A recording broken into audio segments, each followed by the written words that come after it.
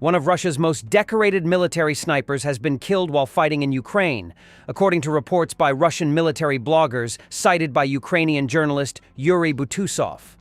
On May 11th, in the zone of the Special Military Operation, Senior Warrant Officer Vitaly Mykolayovich Shapovalov, a reconnaissance sniper with Russian Army Special Forces, was killed in action. That very same legendary dead. He was 51 years old, Russian propagandists wrote in telegram posts. Shapovalov, known by the nickname Dead, was regarded as one of Russia's elite snipers and held more than 10 state honors from the Kremlin. His death marks the loss of a seasoned combat veteran whose military career spanned multiple wars and campaigns. According to pro-Russian telegram channels, the 51-year-old had served in 5 6-month tours during the Chechen wars and spent 2 years deployed in Syria. Following Russia's full-scale invasion of Ukraine in 2022, Shapovalov joined frontline operations with Russian forces. There is no information regarding the location of the sniper's elimination, but the confirmation came directly from Russian sources.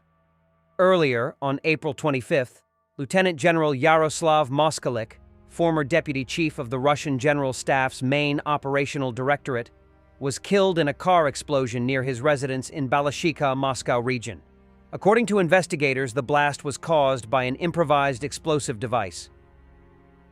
Ukrainian forces scored a direct hit on a Russian Pantsir-S self-propelled howitzer on the Zaporizhzhia front. Ukrainian forces have destroyed a Russian Pantsir-S self-propelled howitzer, a key piece of artillery used for long-range fire support. The strike, likely guided by drone reconnaissance, neutralized the system and its crew, reducing Russian artillery capability in the area. The Pantsir-S is a 152mm heavy weapon, and its loss is a significant blow to Russian firepower on the front. According to Axios, former U.S. President Donald Trump told Ukrainian President Volodymyr Zelensky and European leaders that Russia is ready for peace talks after his recent conversation with Vladimir Putin. Trump reportedly claimed that U.S. involvement and sanctions were no longer necessary because Putin wants a deal. However, this optimism was quickly undercut by a renewed wave of Russian ultimatums. As reported by Bild, citing intelligence sources, the Kremlin resumed hardline demands shortly after the call, including that Ukraine withdraw from the occupied regions of Kherson and Zaporizhzhia, halt military mobilization, and end all Western military assistance. Critics have described Trump's stance as dangerously naive, accusing him of emboldening Moscow. Ukrainian officials and European leaders remain skeptical, warning that Russia's so-called readiness for peace is a smokescreen for pressure and escalation, not genuine diplomacy. Callas stated that Brussels did not see any pressure from the U.S. on Russia during the negotiations on Ukraine. Yes, Russia will be forceful enough. You're talking about price cap, about financial sector, when you still need unanimity. Yes, this is true. We need everybody on board, and we know that America is also working with the sanctions for Russia if they don't agree. And we have seen clearly from the call yesterday that they don't agree. And of course, we are democracies. It takes time, and it is difficult and becoming more difficult. But I don't think we have a choice. We need to put more pressure. Yeah. The president of Ukraine held a meeting with Crown Prince Haakon of Norway, who visited Ukraine for the first time. President Zelensky emphasized the importance of the $450 million in aid for energy security, and they discussed investments in Ukraine's defense industry. And the whole Ukrainian people, how you've been able to stand up and fight back and try to support it. Thank you. Kremlin spokesman Peskov: there are no and can't be any timelines for agreeing on a peace memorandum with Ukraine. He claims contacts with Ukraine have been resumed and are ongoing, and that a potential Zelensky-Putin meeting was discussed during Trump's call. Classic Kremlin playbook. Talk a lot, say nothing. Lithuania's defense minister, Dovaile Šakalienė, didn't hold back on Trump's latest call with Putin. She says it's starting to feel like a broken record. Same hopeful tone, same promises of progress, but no actual change on the ground. Putin's just buying time.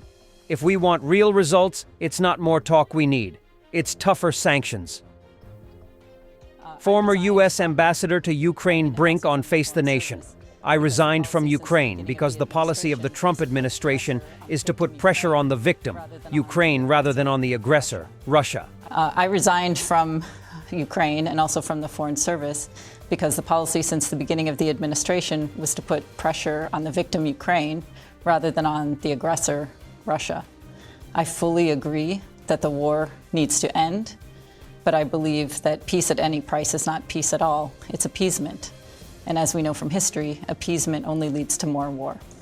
A high-profile spy trial has begun in Munich.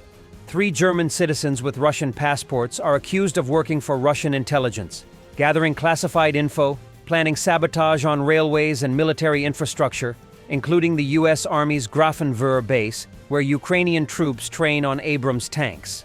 One suspect reportedly fought for Russian proxy forces in Donbass. Russia is significantly investing in its strategic bomber fleet to match its increased missile production capacity. Despite sanctions, the Kremlin is funding a major overhaul of aging bombers like the Tu-95MS, while also modernizing Tu-160 and Tu-22M aircraft and developing the next-generation PAKDA stealth bomber. EU countries have agreed on proposals to create a new credit mechanism called Security Action for Europe, worth €150 billion, aimed at strengthening Europe's defense, reports Reuters. The fund will offer loans to EU members and certain other countries, such as Ukraine, to develop the defense industry. It is noted that on Monday, May 19th, under Poland's chairmanship, representatives of EU countries provisionally approved the text of the proposed regulation. The decision is expected to be officially adopted at a meeting on Wednesday. After that, the agreed draft will be presented at a meeting of European Affairs ministers next week. Once it is approved and published in the official journal of the EU, it will enter into force. Thus, the SAFE program could start operating in early June. Defense 24 noted that the support could include, among other things, Polish Crab self-propelled howitzers, Piorun man-portable air defense systems, or the latest Borsuk infantry fighting vehicles. The media explains that the SAFE program is a European Union initiative to enhance Europe's defense capabilities by supporting the arms industry.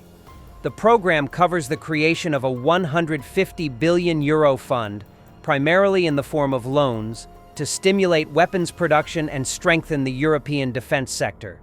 The European Union will also allocate an additional €900 million from the revenues generated by frozen Russian assets to purchase weapons and ammunition for Ukraine. This decision will increase the total amount of recent support for Ukraine's defense industry to €3.3 billion. The American company General Atomics has created the first functional prototype of an unmanned fighter jet, named YFQ-42A. General David Alvin, Chief of Staff of the U.S. Air Force, published a photo of the first prototype.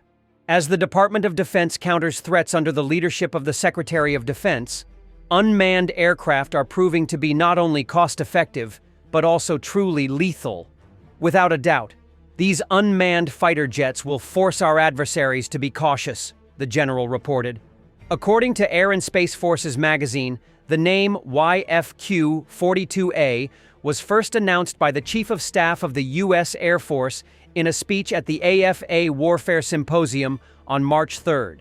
Then the existence of 2 prototypes, the YFQ-42A, manufactured by General Atomics, and the YFQ-44A from Anduril, was reported. According to the U.S. Air Force aircraft naming rules, Y stands for prototype, F for fighter, and Q for unmanned.